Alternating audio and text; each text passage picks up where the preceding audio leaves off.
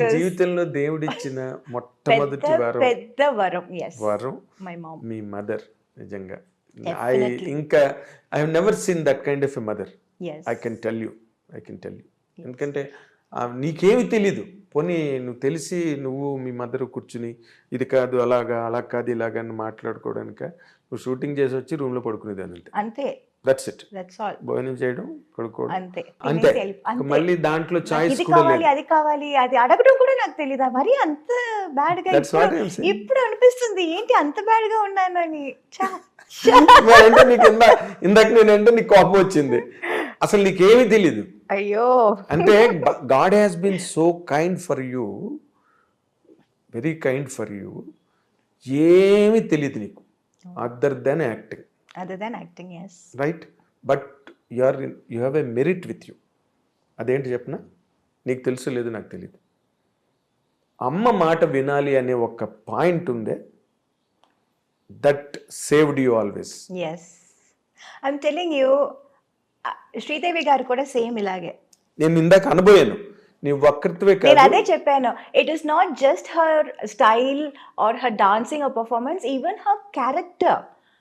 That is what I meant by I was like so in fond of her that I wanted to be like her in every which way possible. Yes. Possible. Exactly. Yeah. అదే అన్న, ఈ మొత్తం cinema industry అంటే ఇది పెద్ద సముద్రం. లోపలికి దిగడమే తెలిస్తే తప్పితే ఎక్కడికి రీచ్ అవుతారో ఎవరికి తెలియదు. చాలా మంది మునిగిపోతారు. They can't reach the shore other side or they cannot return. Correct.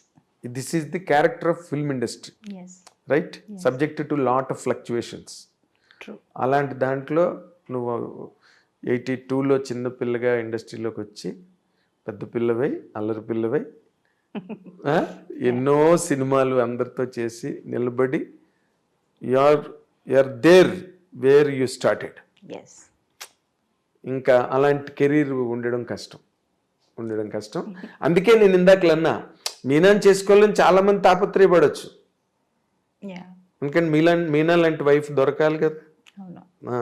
But నువ్వు ఇందాకలన్నట్టు అందరూ ఏజ్ బార్ వాళ్ళని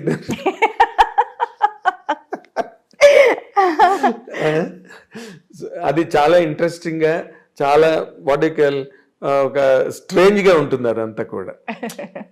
బట్ అవుట్ సైడ్ నుంచి you have selected Sagar. You spent time with him before marriage to understand each other. Yes, to understand each other we did. Okay. నార్మల్గా ఇప్పుడు అది జరుగుతోంది. అమ్మాయి అబ్బాయి మాట్లాడుకోవాలంటున్నారు, ఫోన్లో మాట్లాడుకుని ఉంటారు, తర్వాత బ్రేకప్ చెప్పేసుకుంటున్నారు, 2 నెలలు మాట్లాడుకుని ఇంకేదో గొడవ నడుస్తుందిలే ఇక్కడ. కానీ in general marriage, general society